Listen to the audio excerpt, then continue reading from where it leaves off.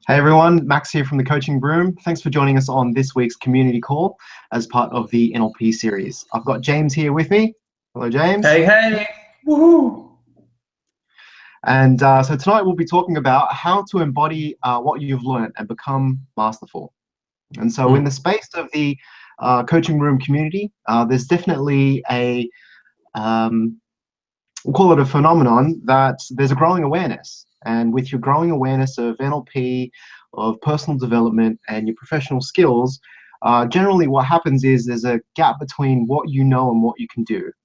And so that's going to be the premise of tonight's call.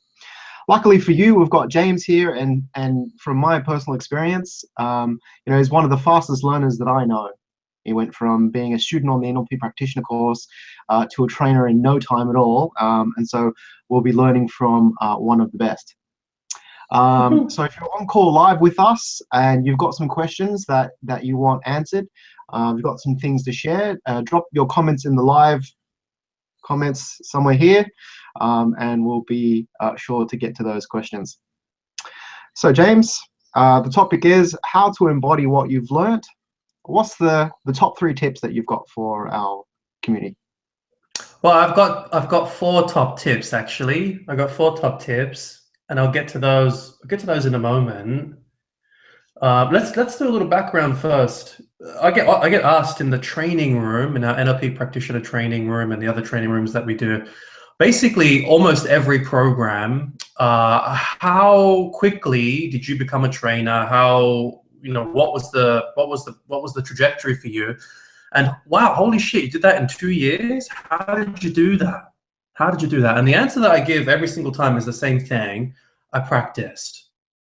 I practiced deliberately. I practiced in a very particular way. And I'm not particularly smart. I'm not particularly gifted. But what I did and what I do to effectively learn things is practice, practice, practice. Intention for me, and what I would offer to you as the intention for you, if you want to become masterful at whatever it is you're really moved to be masterful about. If you're part of our community, that might be your NLP communication skills or coach training skills. If you're in business, it might be leading and managing. Whatever it is, if you want to become masterful at something, this is content that's going to apply to you. So let's get on with it then. And before I get into the 4 kind of main things that I would recommend you really look at if you want to become masterful, let's take a look for a second at levels of knowing, levels of understanding, or otherwise known as levels of embodiment. Max, do you have a slide for our people? Luckily, I do. Excellent. So take a look at this graph for a second. If you look at the bottom right-hand corner, you're going to see a little text thing there that says know of. Now, this is the very first level of knowing. Yeah, you know of.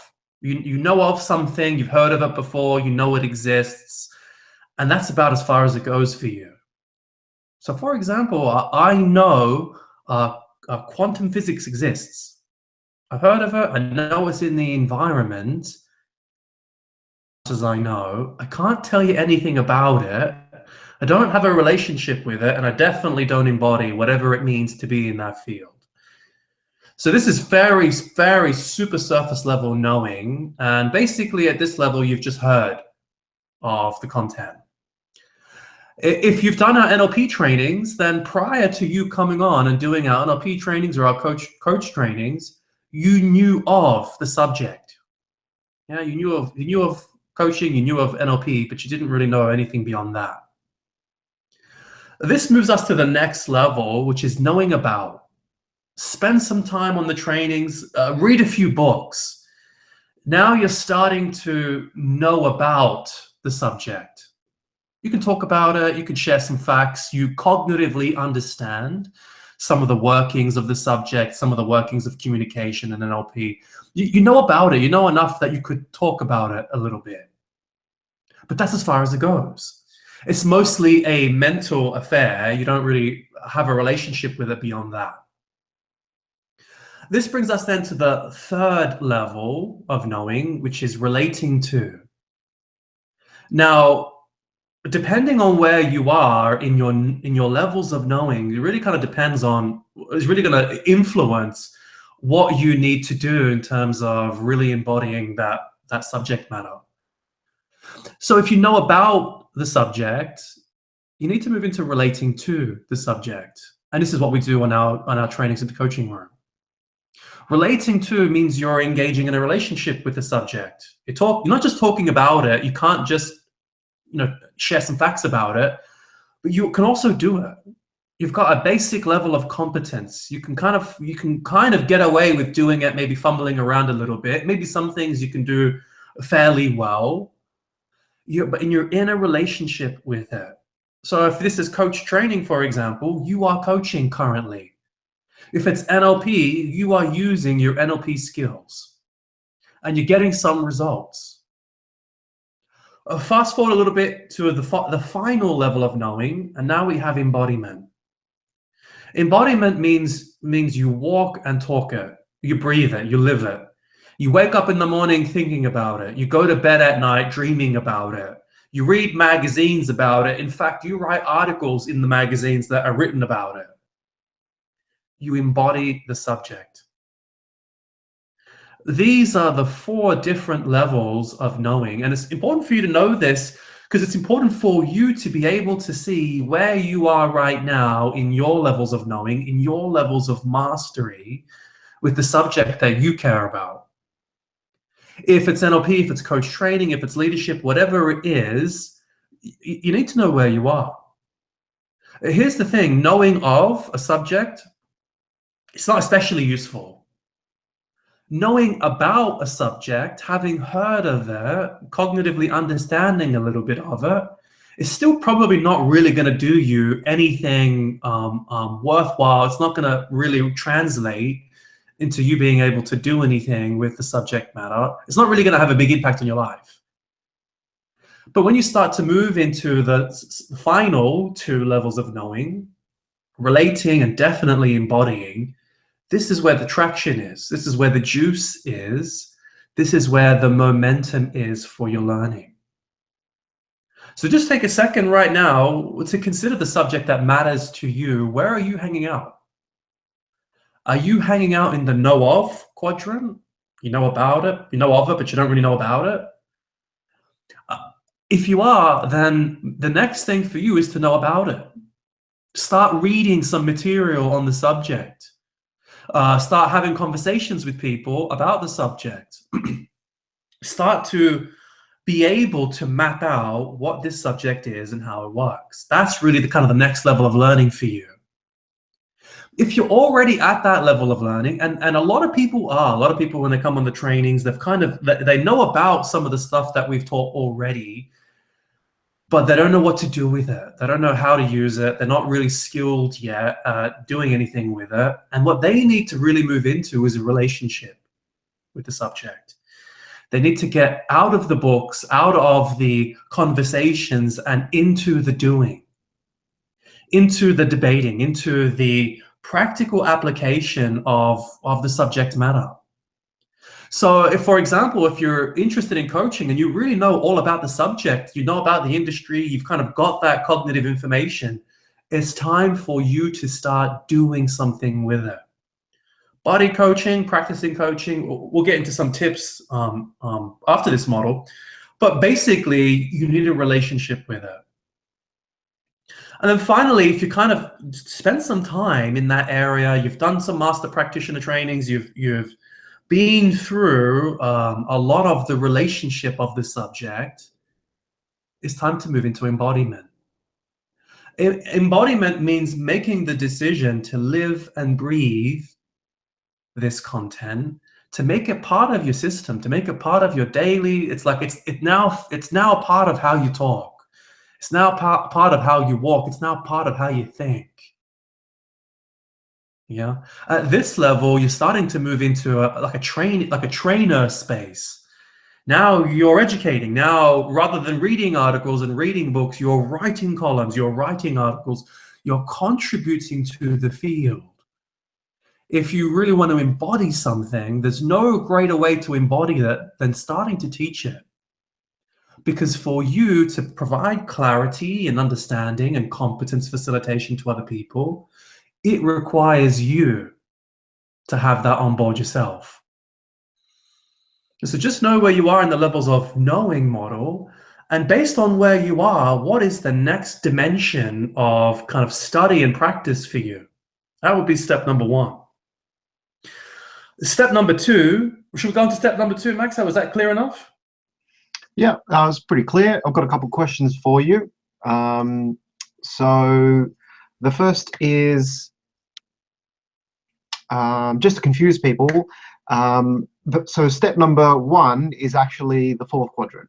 Is that correct? That's correct. So I'll pull up the slide one more time. So the first level of knowing is actually in the fourth quadrant, and the second level of knowing is in the third quadrant. The third level of knowing is in the second quadrant, and the final level of knowing is in the first quadrant. That's right. Is that correct? Cool. That's correct. For those of you who are familiar with the quadrants, so the lower right quadrant, the fourth quadrant, is the systems or environment quadrant. And it'll make more sense if you've never heard of this in a moment when we move on to the next model.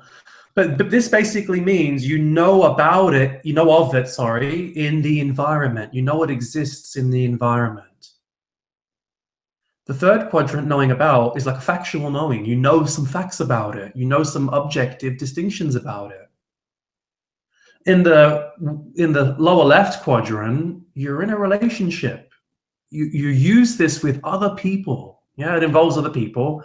And then the reason why the first quadrant is the last quadrant, embodiment, is because here your learning is no longer objective. You know some facts, you can kind of regurgitate some information about it. It's now subjective. You realize this stuff to be true. Yeah, you realize it in your own life. It's the difference between having a trainer's manual and being able to memorize all of the notes and be able to regurgitate them in a presentation versus knowing, subjectively knowing inside out, realizing the subject and being able to speak from there without any notes, without any material. Cool. And so that reminds me of a conversation that you and I had a while ago. And the question that that we raised together is, how do you know that you know? And we talked a little bit about the difference between ontology and epistemology. Is that something that you want to cover now, or do you want to go into step two first? So just slightly, because it's a big subject. It's a big subject. Just slightly. So how you know that you know, and this is really looking at the different quadrants that we just brought up. Do you know that you know because you understand the subject matter? Yeah. So if you read a book, let's just say you read a book on coach training, and the book is teaching you how to be a coach, and you read it and you understand, it makes sense. You get it. It's logical. It makes sense to you. Do you know it because it makes sense? Do you know it because it makes sense? Or from an ontological point of view, do you know because you actually feel it, you actually embody it, it's part of your way of being in the world? Sure, you understand it, but you not just understand it, you live it. Because plenty of people can understand heaps of concepts that they are just not applying and just not living in their life. And that's the difference between being an amateur and being a master at something, mastering something. Cool. And so for those who are on the call and in the community, wondering if that's really why you're here, to move into a greater level of knowing, and embodiment of what you know. Cool. So I will bring up the next slide now, and I'm going to guess that this is going to be about some meaningful action points for those who are watching the call to move to a greater level of embodiment. Is that right? That's right. How do Cool. you do it? How do you do it? So you've learned a bunch of stuff. I'm going to assume you've done some NLP training, you've done some coach training. If you haven't, you really should. And it's like, what now? How do I take all this amazing information? How do I take all of this, incredible learning that I've had and crystallize it in a way that it's real for me? So that the changes are permanent, the changes are sustainable. They're not just, it's not just something I heard and I read and it was kind of really interesting and I had some lovely moments of realization, but once I left the program, I left them there without them. So how do you embody, what can you do to really start to master the things that really matter in your life? And I said I had 4 tips, and so these are the 4 categories. Yeah, 4 categories of things you can do, or 4 tips of things you can do to really start to embody what it is you want to learn as fast as you can, really, as fast as you can and as meaningfully as you can. And so that's what this little model is here. And again, there's 4 quadrants, and basically think of this as a 4-point plan. 4-point plan to mastery.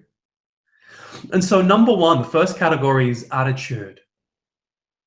So what this is pointing to is, do you have the right attitude, the right mindset, the right motivation for the thing you actually want to learn? It's no good, wanting to master whatever it is, leadership, communication, management, whatever it is. It's no good. It's no good trying to do that if you don't have the motivational juice for it. So question number 1 is, do you have a strong intention to really master the subject matter that you care about? If you're in the coaching space, coach training space, are you intentional about your own self-development? Are you intentional about learning? Does it mean something to you? Do you care about it?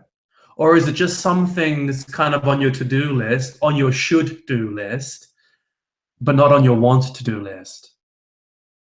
Because here's the thing, if it's on your should-do list, but not on your want-to-do list, it's probably not going to happen. So the first thing you got to get right is your attitude.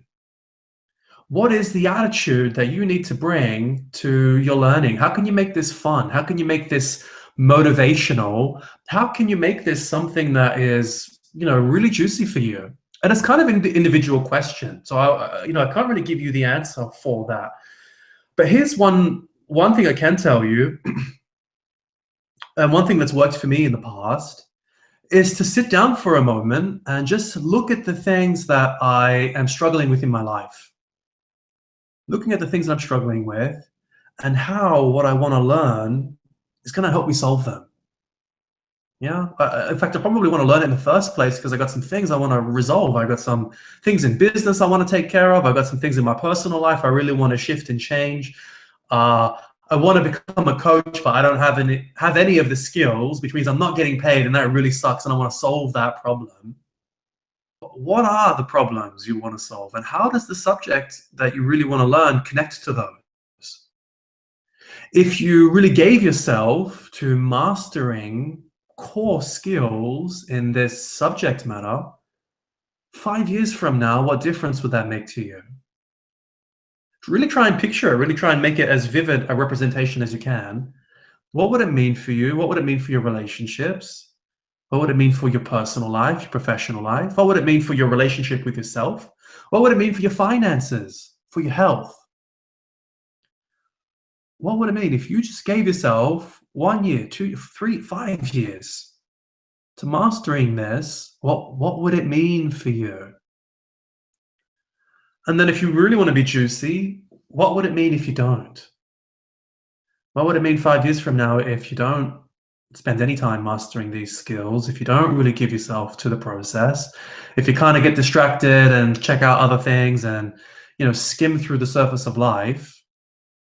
What would that look like? If you start to get a kind of pleasure in paying polarity from these questions, well, that's a good thing for your motivation, because now you have engagement. And it's one of the fastest ways I've found to really engage attitude and urgency when it comes to your learning. Does that make sense on the attitude, Max? Yep. Cool. So there's attitude. Once you've got that right, and by the way, these aren't in any particular order, although I'm talking about them in an order. All of these quadrants are super important. Number two is people and culture. Can you surround yourself with people who are walking and talking this subject already? If it's leadership, if you really want to rise through the ranks of leadership in your business, can you surround yourself with people who are already doing that? People who are on the same journey, people who are already further ahead than you. The more you're able to surround yourself with a culture and a framework of people that are on the same track, the more inspiration you're optimizing yourself to receive, the more conversations you're going to have about this thing, the more distinctions you're going to learn from other people, the more insight you're going to experience from other people's examples. And just being around other people who are in the same space as you also produces this like constant reminder effect. It's like always front of mind. And it really goes hand in hand with the first quadrant, which is attitude. The more you can keep this thing, coach training or NLP or whatever the subject is, the more you can keep it front of your mind, the more you can think about it, the more attention you're going to pay to it, and the more energy you're going to give to it, which means the more it's going to grow. So surround yourself with people who are, on the same page, not necessarily in the same place, but on the same page, on the same journey, investing in the same area would be recommendation for tip number 2. Tip number 3, behaviors. Well, this one is really pointing to what are the behaviors you need to engage in? What are the practices you need to practice? What are the things you need to do to really build competence in the skill set that you really want to master? Do you have a practice plan? For example, when I first started coach training, I really wanted to learn how to be a coach. The first thing I did was I went to my current workplace and I spoke to all of the clients with permission. And I said, look, we're thinking about bringing some coaching into the business, run this whole thing. I'm willing to coach for free as many people as want to do it. Won't cost you anything. Best case scenario, you get some transformational results. Worst case scenario, we'll just have an interesting conversation. Who's up for that? And in a period of about 2 months, I ended up coaching, practice coaching about 60 people. I had a mission to coach at least 2 to 3 times a week, along with the reading, along with the hanging out with the right people, along with being really intentional and attitudinal about it. My intention was just to practice. And I went to all of those clients and I did that. The coaching room has got this amazing gift that we offer to the community, which is practice groups, once a month practice groups. If you don't have a practice group in your own field or in your own subject matter, can you create one?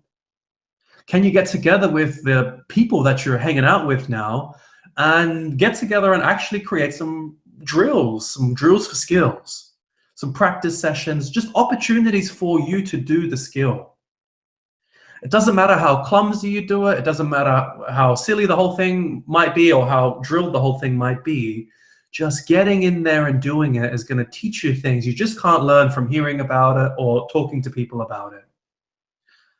So if you don't have a practice plan, create one. Start to work towards that hypothetical 10,000 hours mark.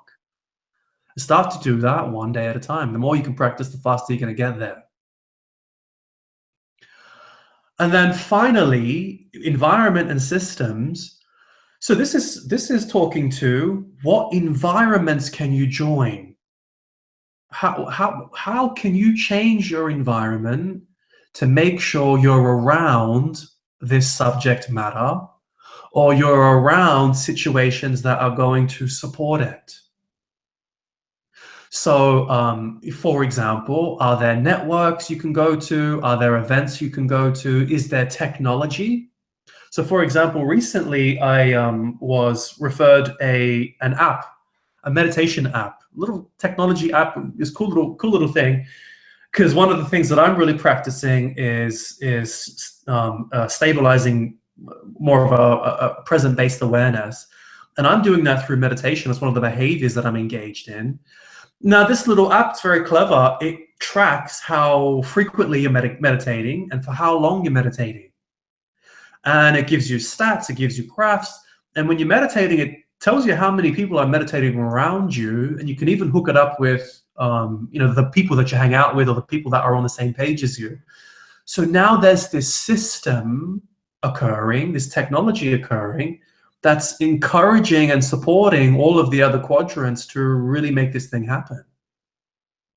The coaching room, another thing the coaching room does for people who are learning, in our space, is we invite people back to the training room. Come back to the training room. Once you've bought your ticket, you can come back as many times as you like for free. And why this is so powerful is because you're in an environment, like a controlled environment, a practice-based environment, where you can focus for the next 4 days or 7 days or 40, however long the program is, on just giving yourself to this skill. So getting yourself into training rooms, either by doing the next program or revisiting the programs that you've been on before, if you can do that with the subject matter you're interested in, is highly, highly recommended, because it just puts you in a concentrated space where you're just focusing on that, basically 24/7 for a period of time, and you can get feedback from key people, trainers, and people in the field. So those are my 4 key tips, or my 4 key categories of tips. If you've got those 4 things really happening, like you're just optimizing yourself greatly to master material in such a short period of time. Because you've got the attitude, you've got the motivation, it's front of mind, you're with the right tribe of people who are constantly bouncing ideas off you and just in that same space as you, so it's further front of mind. You're doing the behaviors that you need to do to make things happen, and you're supported by an environment and systems that are just optimized for your success.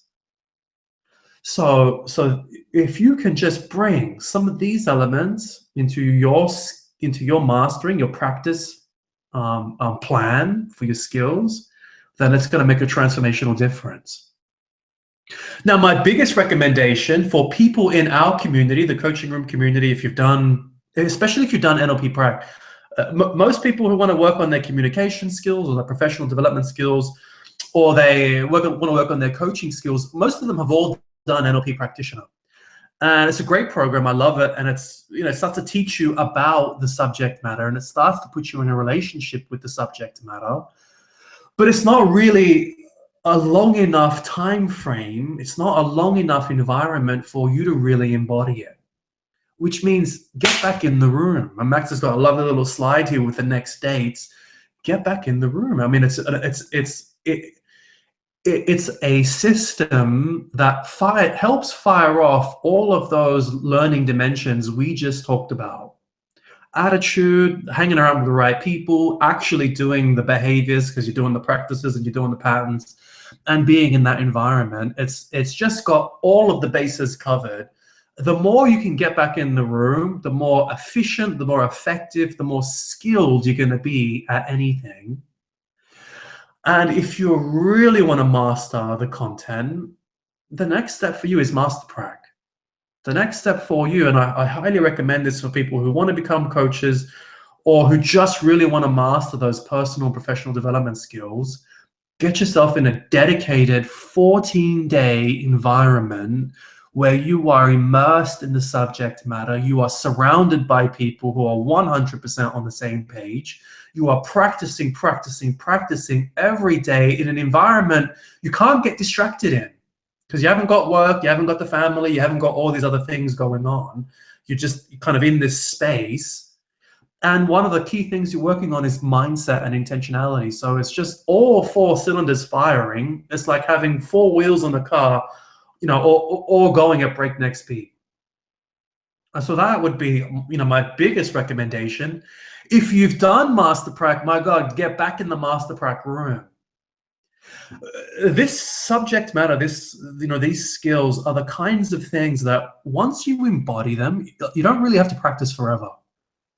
Once you embody them, once you've reached that critical mass of practice, and it starts to inform your way of being, your way of thinking, your way of talking, your way of acting, and believe me, it does. With enough practice, that's exactly what happens.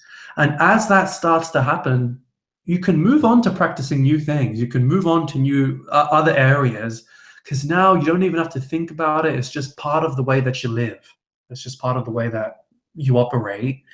And when you're at that level, of knowing the results, the difference it makes to your life, the impact that you have on other people's lives, in your workplace, in your personal space, it's just off the hook. So that would be my highest recommendation. Awesome. So as James shared, we definitely want you back in the room. If you're not aware of it, and you're new to the community, or even looking at doing your NLP practitioner course and you haven't done it yet, we're offering you free lifetime revisits, so that you can come back and do the same program, do the program as many times as you like, until you've embodied what you've learned. I also love being around the coaching room at this time of year, because this is when it starts to get really hectic. With NLP, Master Practitioner, Coaching Genius, and ACMC, all crammed within the last couple of months of the year. There's a lot of fun, a lot of learning, and a lot of really awesome people hanging around in the community. So the dates are up on the slide. If you want to come back and revisit, drop me an email, max.young@thecoachingroom.com.au. Finally, the Master Practitioner. Now, we've got 60 people booked on this program. As far as I know, this is going to be the biggest one that we've run so far, and so we'd love to see you there, whether it's going to be your first time or you're going to revisit. If you've got any questions about that, or you want to book on, my email's there as well, so let us know. We really want to see you there. So that's it from me. Anything else to add, James? Practice, practice, practice, baby. That's where it's at. A little bit at a time, a little bit each day. And if you're like me, if you're like a lot of people, and you've got a whole lot of things going on in your life, you've got family, you've got millions of responsibilities, give yourself a safety net. Get back in the room. That's what the training's all about. A place where you can just focus on you. You can just invest in you. And that's the greatest investment I think you could ever make. Certainly it's paid dividends for me. And I really look forward to being with you in that space as it pays dividends for you. Awesome. Thanks, James. Thanks for joining us. Hope to see you in the room. Take care. Bye. Woo.